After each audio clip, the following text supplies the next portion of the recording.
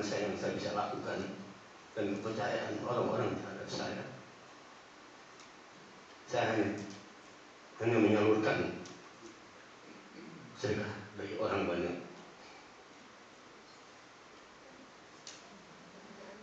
Pertanyaan saya,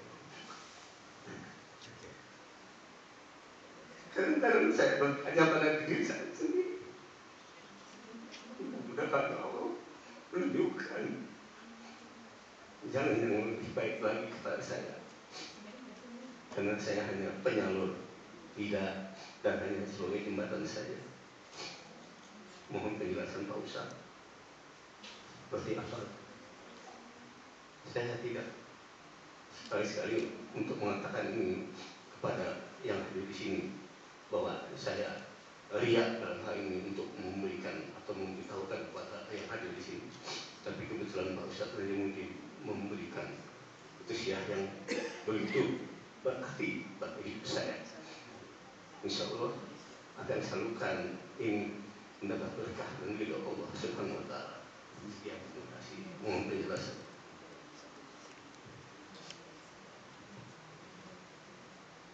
Coba lihat surat 65 ayat 7. Semestinya saya tuh biasanya kalau orang yang tanya dia yang baca, tapi karena Bapak lagi sedih jadi diwakili oleh tante-tante saja.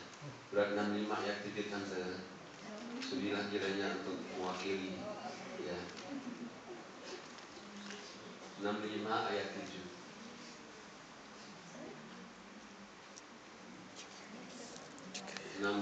Ayat 7 ya. Yang sudah dapat silakan. Bahasa Indonesia. Iya, langsung Indonesia ini. Hendaklah orang yang mampu memberi nafkah menurut kemampuannya, dan orang yang disempitkan rezekinya hendaklah memberi nafkah dari harta yang diberikan Allah kepadanya. Allah tidak memikulkan beban kepada seseorang, melainkan sekedar apa yang Allah berikan kepadanya. Allah kelak akan memberikan kelapangan sesudah kesempitan. Kesempitan. Iya. Allah bilang, Allah katakan orang kaya ciger. Orang miskin ciger. Justru Allah katakan kamu miskin nanti Allah akan membuka kelapangan. Lapang. Jadi kamu sempit, tadinya jadi lapang kata Allah. Makanya sebetulnya infak itu bukan saja berupa uang, bisa juga tenaga. Tenaga kita ngumpulin infak orang itu infak tenaga ya. Dan sebetulnya jadi tenaga dan dia salurkan ke orang, diambil disalurkan tenaga itu infak itu. Nah cuman ini sebetulnya kalau orang dia dapat saluran, kan saya nih, ibu-ibu bapak-bapak bilang, Pak Ustadz tolong sampaikan ke sini untuk amal zakat infak sedekah saya. Sebetulnya di situ saya ada hak 20%. 1/8 ambilin namanya. Jadi kalau saya ambil 1/8 boleh itu resmi di Quran. 1/8 itu ada resmi di Quran. Nah 1/8. Kemudian sekarang ini saya dapat 1/8. Misalnya ini ada infak sedekah 8.000 euro. Saya berhak 1.000. Kalau saya sendiri, kalau saya bertiga 1.000 bagi 3, tergantung dia. Nah, kenapa di Quran Allah katakan begini supaya orang jangan korupsi. Jadi makanya ada kata-kata ambilin itu. Tapi dari ambilin kita dapat dari hasil ambilin, nah dapat cigar-cigirkan juga supaya rezeki. Jadi Allah katakan supaya kamu dari sempit jadi lapang. Nah, infak tenaga ini dilakukan oleh tukang becak yang ada di daerah Bekasi. Tukang becak itu dia nggak bisa sedekah kayak orang, sehingga dia hari Jumat tidak ambil bayaran. Tukang becak itu. Jadi hari Jumat ini di daerah Bekasi, daerah saudara dekat saudara saya. Jadi hari Jumat sudah 3 tahun dia nggak ambil bayaran hari Jumat. Nah setelah 3 tahun ada orang kaya naik becak dia, dikasih uang 100.000. Normalnya cuma 10.000 dibayar ke tempat yang dia tuju itu. Tapi dia kasih 100.000. Tapi hari Jumat kata si tukang becak, maaf Pak, saya bukan nggak mau uang. Saya ini hari Jumat amat infak tenaga saya. Loh, kagetlah si orang kaya ini. Benar Pak. Ini Jumat. Kalau bukan Jumat saya ambil. Karena Jumat saya sudah berjihad, niat kepada Allah udah janji. Jumat free. Saya untuk amal tenaga. Oh begitu. Jadi kemudian enggak diambil. Jumat depannya orang kaya ini ngetes. Dia naik hari Jumat lagi. Ini true story. Udah dia naik hari Jumat lagi, dikasih 300.000. Barangkali kata orang kaya dengan 300.000 ini silo di matanya, hijau di matanya nih. Dikasih 300.000, Pak, Bapak bukan yang naik yang Jumat yang lalu? Iya. Saya bukan gak mau uang 300.000, Pak. Saya udah janji sama Allah. Saya di Jumat itu free sebagai amal ibadah saya, infak tenaga saya. Terus gimana? Udah Bapak ambil aja. Saya maaf Pak, bukan saya gak mau uang. Oh begitu. Kalau begitu boleh nggak kalau saya main ke rumah Bapak? Boleh. Diajak main ke rumah dia, namanya tukang becak. Biliknya yang bambu dianyam-anyam, atapnya juga bocor, kemudian juga lantainya juga tanah.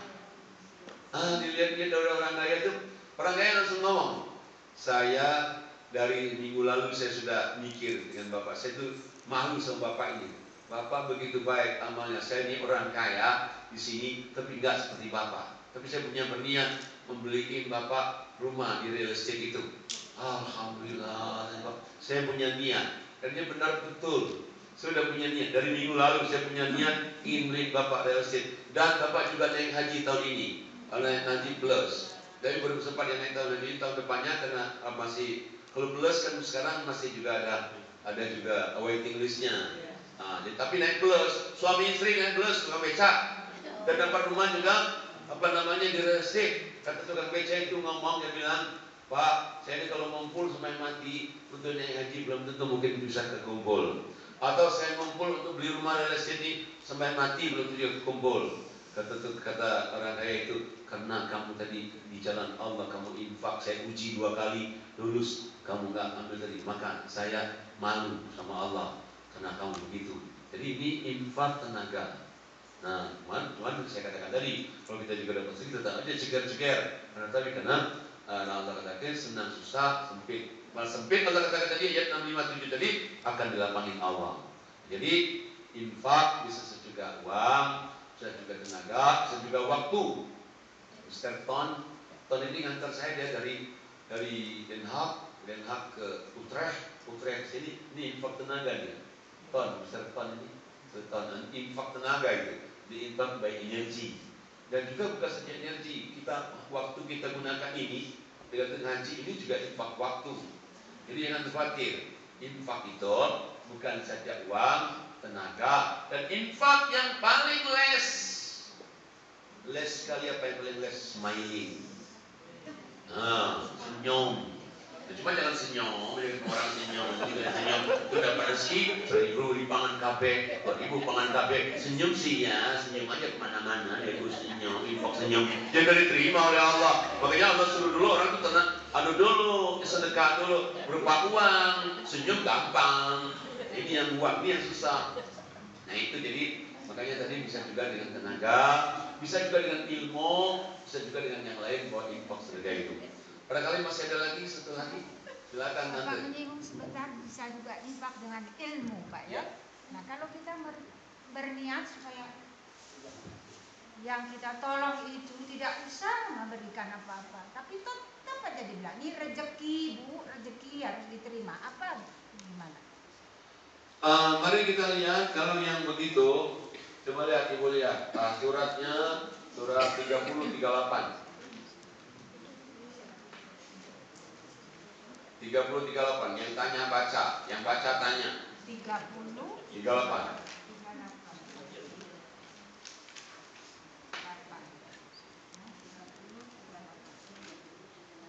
30-38. Ya. Mic-nya.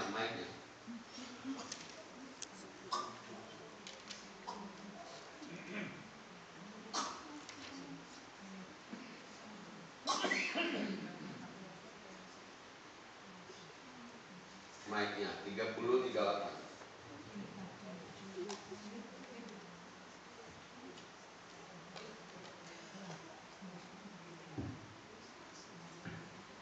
Maka berikanlah haknya kepada kerabat dekat, juga kepada orang miskin dan orang-orang yang dalam perjalanan. Itulah yang lebih baik bagi orang-orang yang mencari keridhaan Allah. dan mereka itulah orang yang beruntung. Allah katakan, berikanlah kepada karib kerabat. Infak itu utama, itu karib kerabat itu utama. Adik kakak, om tante, usia hubungan pemilik atau sahabat dekat, atau sesama kita tinggal di sini, di negeri orang, ada orang susah. Ini Allah katakan ini utama. Nah, cuman karena ini karib kerabat, suka-suka begitu kita ngasih, dia ngasih lagi. Nah, gimana kalau dia ngasih lagi? Terima aja. Tapi yang dia ngasih lagi jangan lupa ceger-cegerin lagi ke orang. Terima, ceger-cegerin lagi. Terima, ceger-cegerin lagi. Supaya kalau kita tolak, kasihan amal dia juga ingin beramal kan. Terima aja, tapi cegerin lagi juga. Terima lagi, cegerin lagi. Terima lagi, cegerin lagi. Jadi kalau misalnya tante ngasih orang terus dia ngasih lagi sesuatu, terima, tapi cegerin lagi. Cegerin lagi mungkin di separuhnya, 20%-nya, pokoknya terima dikasihkan lagi, karena itu juga rezeki. Nah, makanya ini biasanya kepada karib kerabat yang dekat, atau teman dekat, atau kita sesama di sini, bersama organisasi yang suka karena dekat, yang kita merasa apa dia malu, terus dia beli lagi, terima aja nggak apa-apa itu. Nah, kalau kita nggak terima, kasihan juga amal dia, maka kita mesti banyak beramal. Jangan lupa bahwa di dalam Al-Quran Allah katakan, kalau kamu berbuat baik satu kepada orang lain, Allah akan balas 700 kali orang nolong kamu. Kalau kamu nolong orang satu, Allah kirim 700 orang nolong kita. Kalau kamu jahatin orang satu, Allah kirim 1 orang jahatin kita. Banyak-banyak nolong orang, banyak bantu orang, itu akan makin banyak orang akan baik kepada kita kalau kita selalu baik kepada orang. Itu janji Allah. Nah, makanya baik-baiklah. Dengan kita berbuat baik, kayaknya kita nyenangin orang, kayaknya kita baikin orang, mengenakin orang. Bukan, enakin diri sendiri. Makin banyak nolong orang, makin banyak Allah tolong kita lewat manapun juga nanti. Jadi makanya terima aja. Silakan kalau masih ada lagi. Oh iya, tante itu. Tante yang ada di balkon. Iya, itu dan kelihatan semua. Ya, itu tante. Yuk bawa mic. Mic-nya bawa yuk. Nah, ini anak saya, putri saya nih. Terus itu tante.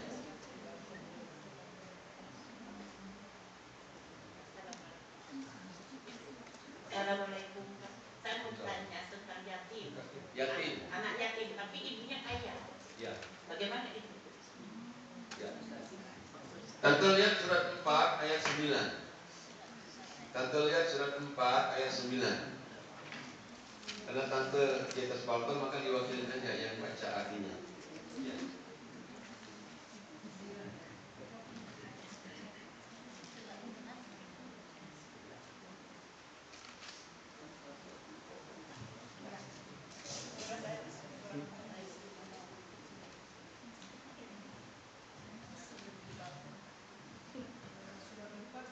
Ayat 9.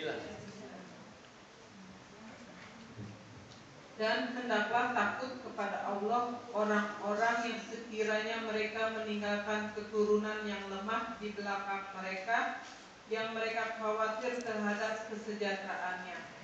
Oleh sebab itu, hendaklah mereka bertakwa kepada Allah, dan hendaklah mereka berbicara dengan tutur kata yang benar. Terus lanjutkan terus. Sesungguhnya orang-orang yang memakan harta anak yatim secara zalim, sebenarnya mereka itu menelan api dalam perutnya, dan mereka akan masuk ke dalam api yang menyala-nyala, neraka. Allah katakan, pertama di ayat 9-nya. Ayat 9-nya Allah katakan orang itu pasti khawatir dengan anak. Apalagi kalau anak itu udah gede, suka kekhawatiran ini dalam. Tinggal tidak bisa mengungkapkannya. Siapa saja namanya orang tua khawatir dengan anak itu kadang-kadang gimana ya, aduh takut orang anak kita begini, anak kita begini. Itu ketakutan orang tua. Nah, Allah katakan kalau kamu khawatir itu memang adalah khawatir. Takut dia nanti mati, anaknya itu nggak mandiri. Takut kan semua orang. Allah bilang jalan keluarnya ada. Udah, orang tuanya takwa dan ucapkanlah yang baik dalam kehidupan ini. Dah, 1 ayat 9-nya. Kemudian Allah katakan tentang yatim. Yatim itu Allah katakan kalau orang makan harta anak yatim, itu dia tidak makan, tapi makan api neraka dalam perutnya. Bukan saja anak yatim yang amanat orang tuanya yatim, bukan. Tapi termasuk kalau kita dapat rezeki kan ada hak fakir miskin, hak karib kerabat, sebetulnya dalam rezeki kita. dia makan hak anak yatim yang ada dalam negeri kita, itu nanti dia masuk ke neraka. Maka kasihkan orang tua kepada merawat anak yatim, berikan. Sekarang bagaimana kalau orang tuanya kaya? Sekarang dia orang tuanya kaya ini. Kalau orang tuanya kaya, yang kita berikan ke dia apa? Attention, perhatian, kayak saya. Sementara yang kita berikan ke yatim, yatim yang miskin, yatim yang kaya, perhatian. Ada saudara kita nih, orang tuanya kaya, nggak perlu kerja banyak uang, tapi perhatian kita, nasihat kita ke dia itu perlu. Karena yatim itu kan nggak punya orang tua. Jangankan orang meninggal, orang tua masih SD, SMP. Saya ditinggal orang tua sudah menikah aja, saya merasa kehilangan. Kalau dulu saya bisa ngadu kalau ada apa-apa sama orang tua, begitu dia meninggal, saya nggak ada tempat ngadu lagi. Itu orang tua saya dulu. Saya kalau ada apa saya minta doakan Pak. Dia meninggal, sedihnya. Saya jadi mikir, ya Allah, gimana kalau orang itu anak SD ditinggal orang tua? Kayaknya harapan hidup masa depannya kayaknya melayang-layang. Siapa yang biayai? Siapa yang tanggung jawab? Nah itu makanya anak itu meskipun dia anak orang kaya, perhatian kita ke dia. Dan juga bila dia anak orang kaya, kalau kita sedekah, kalau dia yatim, nggak salah juga. Jadi kita ada uang segini buat kamu nih, jajan nih, nggak salah juga. Meskipun orang tuanya orang kaya. Tapi kalau kita nggak keluarkan yatim yang rezeki, anak yatim yang ada dalam diri kita, menyebabkan masalah di diri kita, masalah di akhirat nanti, masalah di dunia. Barangkali satu lagi kalau masih ada yang terakhir, ya.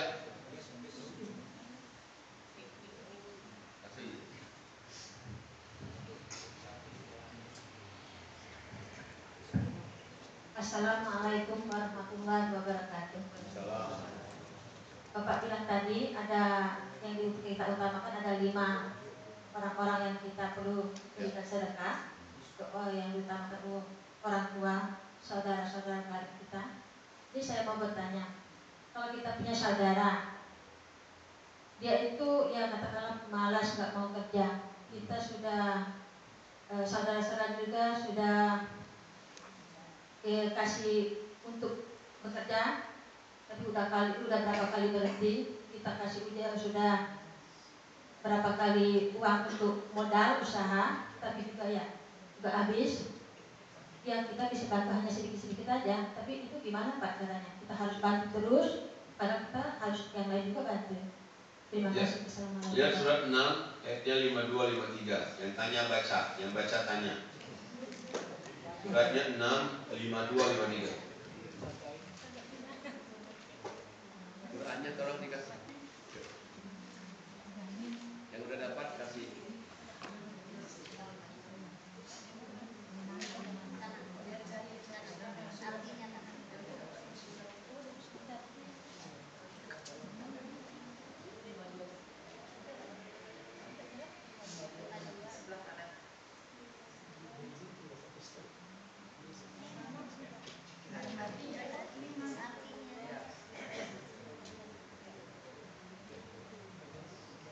Dan janganlah kamu mengusir orang-orang yang menyeru Tuhannya di pagi hari dan di petang hari, sedang mereka menghendaki keridhoannya.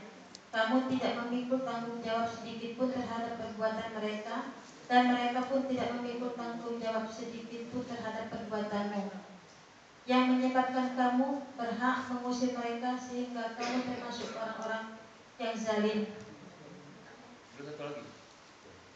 Dan demikianlah telah kami uji sebagian mereka orang-orang yang kaya dengan sebahagian mereka orang-orang miskin, supaya orang-orang yang kaya itu berkata, orang-orang semacam ini di antara kita yang diberi anugerah oleh Allah kepada mereka. Allah berfirman, tidakkah Allah lebih mengetahui tentang orang-orang yang bersyukur kepadanya? Kita lihat ini ayat ini ada sebab nuzulnya. Sebab nuzul itu sebab turunnya. Jadi waktu Rasulullah itu masih hidup, jadi yang datang termasuk fakir miskin itu banyak sekali, tiap hari. Ya, ada yang saudara, ada yang enggak, datang terus ke rumah Rasulullah. Nah, pada suatu hari ada orang mau datang ke Rasulullah mau masuk Islam, kakaknya, tapi ini pembesar. Syaratnya itu usir dulu si resek-resek itu. Ya, fakir miskin, saudara, nggak saudara, punya, gue nggak mau melihat mereka itu. Kata orang kaya ini yang mau datang karena masuk Islam itu katanya syaratnya itu, usir dulu sweeping dulu itu, baru dia mau datang masuk Islam, hadapkan Nabi. Nabi udah punya pikiran tadi. Dan Nabi udah tiap hari mereka datang ke saya. Orang miskin susah, saudara juga datang tiap hari. Gak pernah ditolak. Nah kali ini mau disweeping dulu lah. Karena mau tamunya orang kaya nih masuk Islam nih. Punya pikiran begitu. Nah belum sempat melaksanakan punya pikiran ini, turun ayat ini. Allah katakan, jangan kamu usir, jangan kamu tolak mereka. Mereka itu mencari keridhaan kamu. Adapun alasan dia, mau dia malas kek, mau dia apa kek, mau dia ini kek, gak ada urusan. Pokoknya udah kamu ciker-cikerin aja. Yang penting kamu kenal Allah. Yang balas kamu Allah. Adapun kamu pernah memberi dia, yang balas Allah. Sebenarnya itu ladang amal. Kayaknya kita kan ngenakin dia, bukan ngenakin dia, ngenakin diri sendiri. Makin sering dikasih, makin lebih banyak Allah beri kita. Dia terima kasih, nggak terima kasih. Dia dikasih malas, bukan urusan kamu kata Allah. Urusan kamu kepada aku saja. Kamu dengan urusan dia ngurusin kamu. Nah ayat 53-nya Allah katakan apa sih hikmahnya ke orang fakir miskin ini?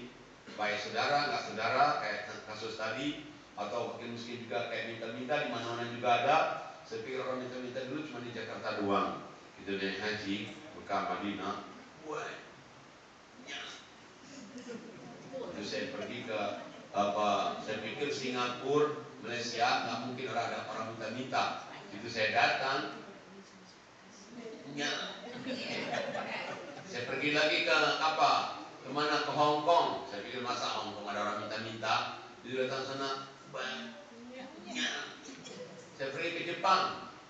Saya pikir di Jepang masa ada orang minta-minta di Jepang, yang nggak banyak tapi ada saya temukan di Jepang orang minta-minta. Jadi, saya pikir dulu di Amerika, masa saya pergi di Amerika, the United States of America, masa ada orang minta-minta. Begitu saya datang, mulai datang di Chicago, waduh,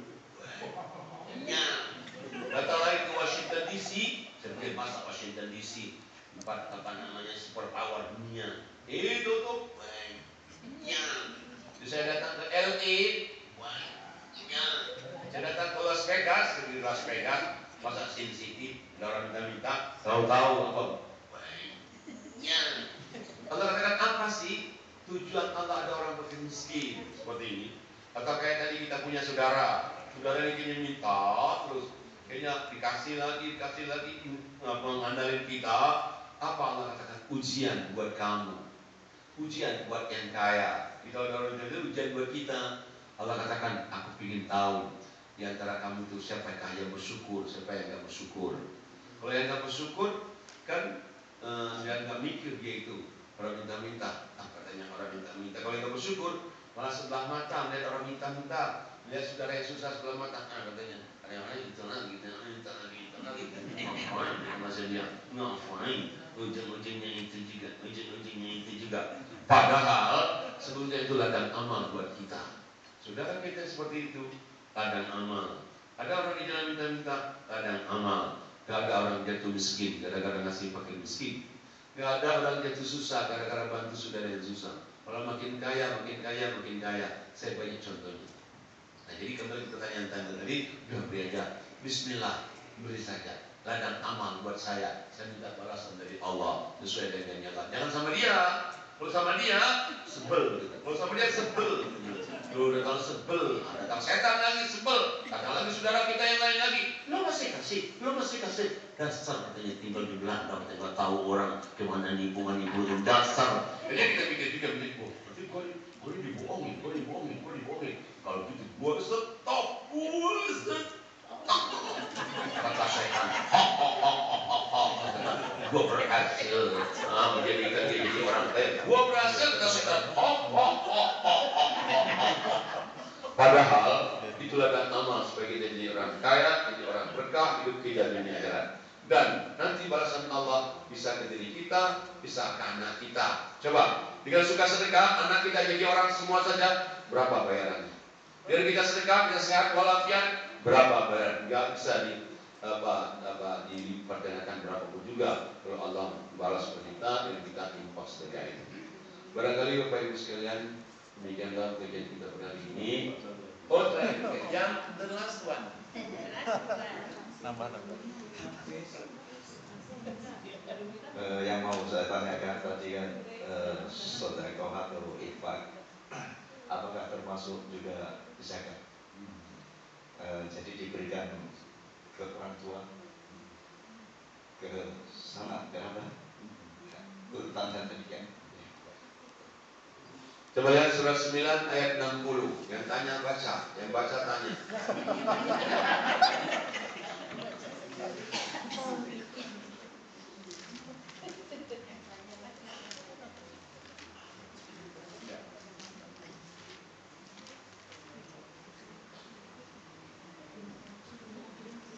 Mereka tidak memelihara hubungan kerabat.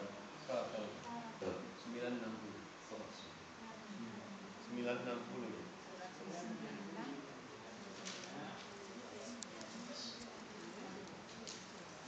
Sesungguhnya zakat-zakat itu hanyalah untuk orang-orang fakir, orang-orang miskin, pengurus-pengurus zakat, para mu'alaf yang dibujuk hatinya untuk memerdekakan budak, orang-orang yang berhutang untuk jalan Allah, dan orang-orang yang sedang dalam perjalanan, sebagai sesuatu ketetapan yang diwajibkan Allah, dan Allah Maha mengetahui lagi Maha bijaksana.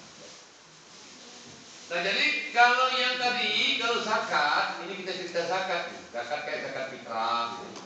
Kayak zakat mal. Itu apa katakan yang setahun sekali zakat fitrah, zakat mal ini bukan ke orang tua, nggak ada dia, nggak ada kan? Iya. Nah, cuma ini kan setahun sekali ini. Nah, dia fuqara masakin. Kenapa harus fuqara masakin? Supaya hari lebaran jangan sampai ada orang nggak makan. Hari lebaran jangan sampai orang nggak makan. Orangnya Islam ke Islam. Kalau kita masih pikir miskin itu, kita lihat agama.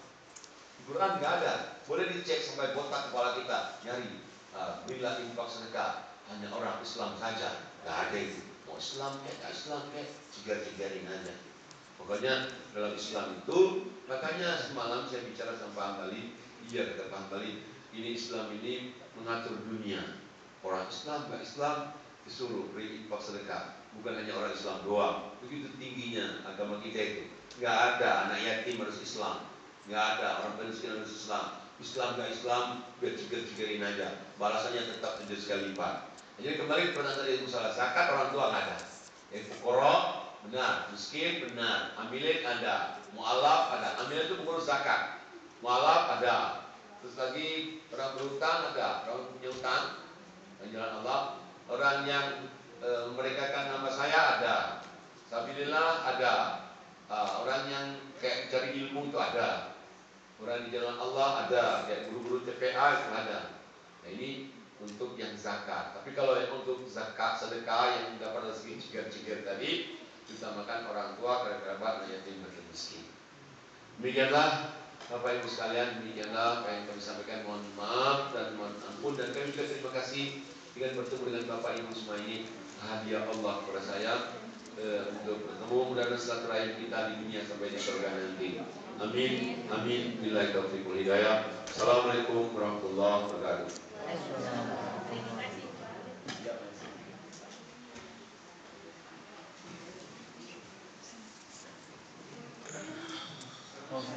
Oke, terima kasih banyak atas pemberian sedekah berupa ilmu. Mudah-mudahan bermanfaat buat kita semuanya.